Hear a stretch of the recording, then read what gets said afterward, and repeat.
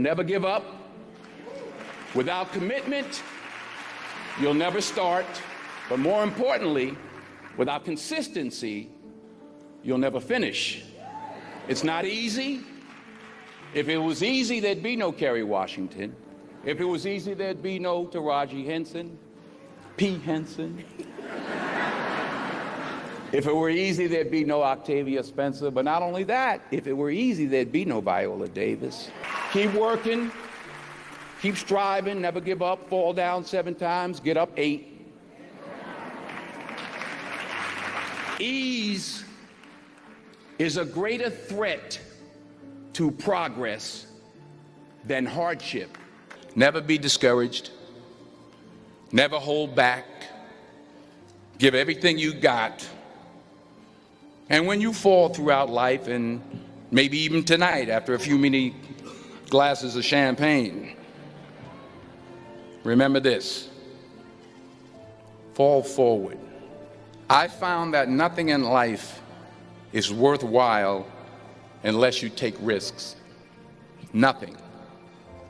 Nelson Mandela said, "There is no passion to be found playing small and settling for a life that's less than the one you're capable of living."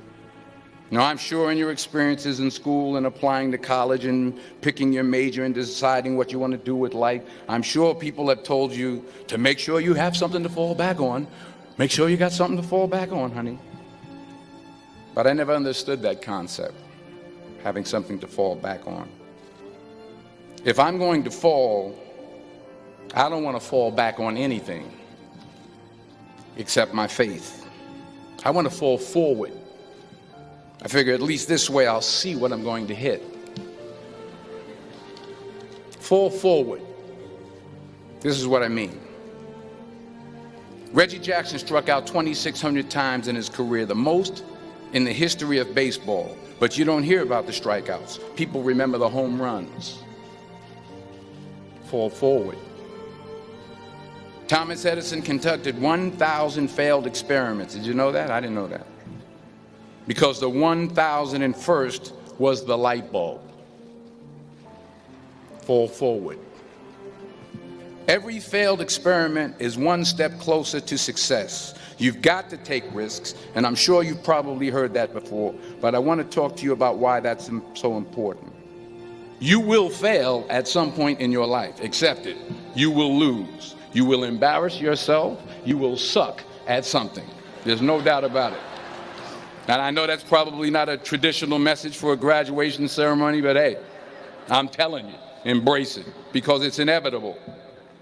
And I should know. In the acting business, you fail all the time. Early on in my career, I auditioned for a part in a Broadway musical. Perfect role for me, I thought, except for the fact that I can't sing. I didn't get the job. But here's the thing. I didn't quit. I didn't fall back. I walked out of there to prepare for the next audition, and the next audition, and the next audition. I prayed. I prayed, and I prayed. But I continued to fail, and fail, and fail. But it didn't matter, because you know what? There's an old saying, you hang around the barbershop long enough, sooner or later you're going to get a haircut. So you will catch a break, and I did catch a break. But do you have the guts to fail? Here's my second point about failure. If you don't fail, you're not even trying. I'll say it again. If you don't fail, you're not even trying. My wife told me this great expression. To get something you never had, you have to do something you never did. Les Brown's a motivational speaker. He made an analogy about this. He says, imagine you're on your deathbed, and standing around your deathbed are the ghosts representing your unfulfilled potential. The ghost of the ideas you never acted on. The ghost of the talents you didn't use.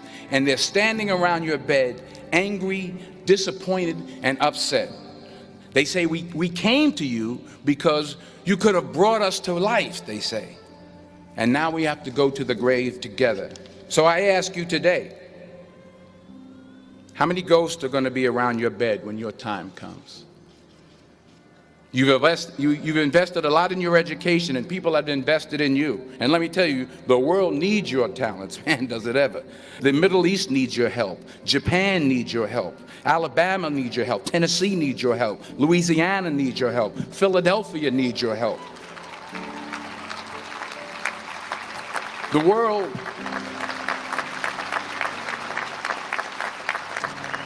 The world needs a lot, and we need it from you.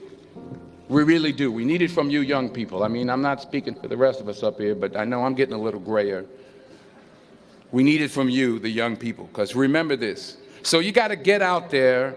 You got to give it everything you got, whether it's your time, your talent, your prayers, or your treasures. Because remember this. You will never see a U-Haul behind a hearse.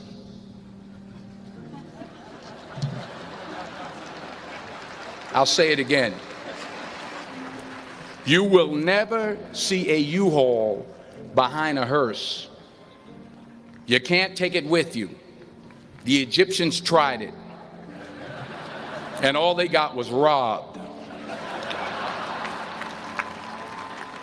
So the question is, what are you going to do with what you have? I'm not talking about how much you have. Some of you are business majors, some of you are theologians, nurses, sociologists. Some of you have money, some of you have patience, some of you have kindness, some of you have love, some of you have the gift of long suffering. Whatever it is, whatever your gift is, what are you going to do with what you have? And anything you want good, you can have. So claim it. Work hard to get it. When you get it, reach back, pull someone else up. Each one, teach one. Don't just aspire to make a living. Aspire to make a difference.